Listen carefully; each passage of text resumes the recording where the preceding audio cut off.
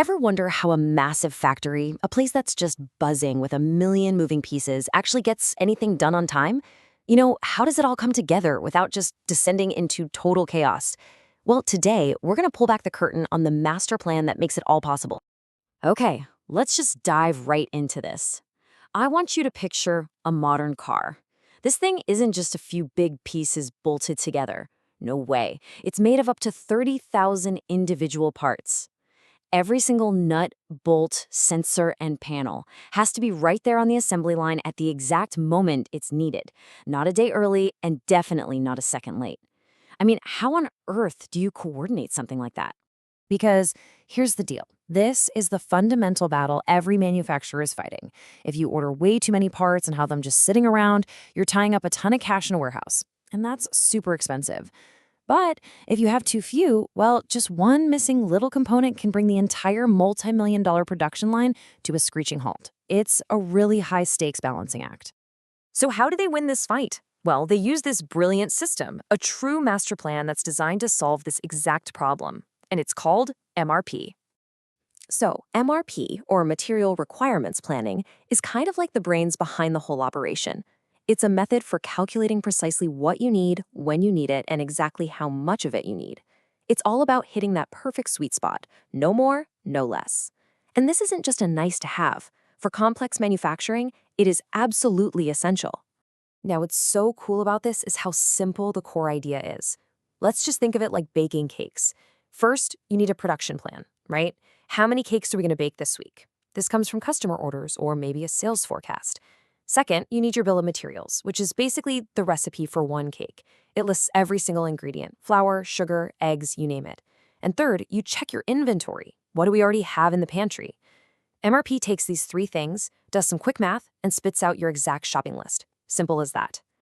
Of course, no system is perfect. MRP is incredibly powerful, for sure, but it definitely comes with its own set of pluses and minuses. So let's break them down. And this slide really gets to the why. I mean, the wins here are huge. First off, you streamline your inventory, which slashes storage costs. Second, and this is the big one, the production line just keeps on moving. No more of those crazy expensive shutdowns just because a 50-cent bolt didn't arrive on time. It's all about making the whole operation smooth, efficient, and at the end of the day, a lot more profitable. But here are the hurdles. First, MRP can be a little rigid. It loves a plan, but a sudden spike in customer orders, that can really throw a wrench in the works. And second, and this is probably the most critical point of all, the system is only as smart as the data you put into it. If your inventory count is off by just a little bit, or if that recipe, the bill of materials, is wrong, the system will create a flawless plan for a factory that doesn't actually exist. It is the ultimate example of garbage in, garbage out. Now, MRP didn't just appear out of thin air, and it doesn't live in a bubble. It's actually part of a much larger family of systems, all designed to make businesses run better. So let's see how this family tree kind of builds out. First up is its direct descendant, MRP2. The original MRP is laser-focused on one thing: materials. MRP2 takes that next logical step and asks, hey, wait a minute, what about our other resources? So it adds people and machines into the planning mix, which gives you a much more complete picture of what the factory can actually do. Then you have a completely different way of thinking, just-in-time, or JIT. See, MRP is what we call a push system. Based on a forecast, it pushes all the materials it thinks you'll need into the production pipeline. It's like tipping over the first domino in a really long line. JIT, on the other hand, is a pull system. Nothing gets made until the next station down the line asks for it, pulling materials through the system exactly when they're needed. So instead of pushing the first domino, you're pulling the last one. And finally, you've got the big one, ERP. If MRP is a specialized tool just for the factory floor, then ERP, Enterprise Resource Planning, is like the operating system for the entire company. It connects everything, not just production, but finance, sales, HR, you name it, all into one massive, interconnected system. Okay, I know, that was a lot of acronyms, so here's a quick cheat sheet for you. MRP is all about materials. MRP2 adds in people and machines. JIT is a different philosophy, a pull system for inventory.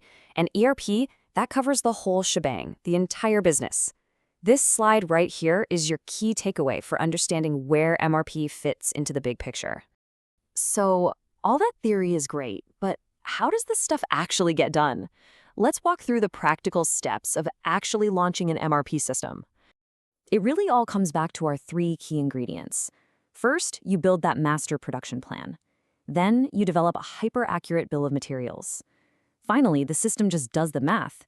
It figures out what you need, subtracts whatever you already have in stock, and then generates all the purchase orders. It's a really logical step-by-step process. But let's just pause on step 2 for a second, because this is where a lot of these systems can completely fall apart. The bill of materials, the BOM, it has to be perfect. Why? Well, imagine the BOM for a smartphone accidentally lists the wrong screw size. I'm talking a fraction of a millimeter off. The system, doing its job perfectly, goes and orders 10 million of the wrong screws. Now you've got a production line that's completely stopped, a warehouse full of useless parts, and a multi-million-dollar problem, all because of one wrong number in a spreadsheet. That's why the detail here, whether it's a simple list or a complex multi-level structure, is what makes or breaks the entire plan. And that, right there, leads to the most important lesson of all. MRP isn't some magic button you just press one time. It's a living, breathing system. Its real power comes from constantly refining it, always checking your data, and always trying to make your plans more and more precise over time. You definitely don't just set it and forget it. So, the crucial takeaway is this. An MRP system is designed to create the perfect plan in a perfect, predictable world. It can tell you exactly what you need and exactly when you need it. But the real world is messy, it's unpredictable, and that leaves us with the ultimate question. How do you make a perfect plan flexible enough to survive contact with reality?